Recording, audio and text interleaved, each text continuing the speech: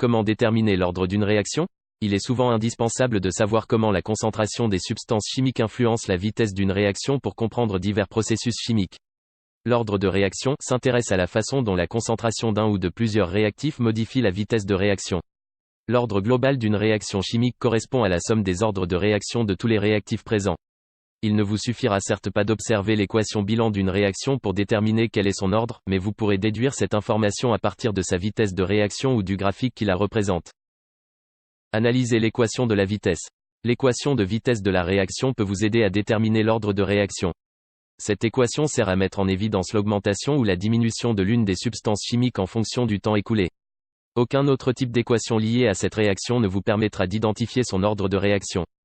Identifiez l'ordre des réactifs. Chacun des réactifs apparaissant dans l'équation de vitesse possédera un exposant de 0, 1 ou 2. Il est extrêmement rare de rencontrer des exposants supérieurs à 2. Il vous suffira alors de tenir compte de la valeur de cet exposant qui vous indiquera l'ordre de chaque réactif. Si l'exposant est égal à 0, la concentration du réactif en question n'influence pas la vitesse de réaction. Si l'exposant est égal à 1, cela signifie que l'augmentation de la concentration du réactif concerné fait augmenter la vitesse de réaction de façon linéaire. Si vous doublez sa concentration, vous doublez la vitesse de réaction. Si l'exposant est égal à 2, la vitesse de réaction augmente au carré de l'augmentation de la concentration du réactif. Si vous doublez sa concentration, la vitesse est multipliée par 4. La plupart du temps, puisque n'importe quel nombre élevé à la puissance 0 sera toujours égal à 1, les réactifs d'ordre 0 ne sont pas mentionnés dans les équations de vitesse.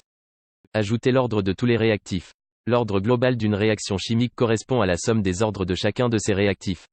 Vous n'avez donc qu'à faire le total des exposants de tous les réactifs pour trouver l'ordre de votre réaction chimique. En général, ce résultat est inférieur ou égal à 2, par exemple, si votre réactif numéro 1 est du premier ordre, c'est-à-dire qu'il a un exposant de 1, et que votre réactif numéro 2 est aussi du premier ordre, il a aussi un exposant de 1, alors la réaction globale sera de second ordre. Merci d'avoir regardé cette vidéo, n'hésite pas à liker et à t'abonner à la chaîne, dis-moi ce que tu penses dans les commentaires.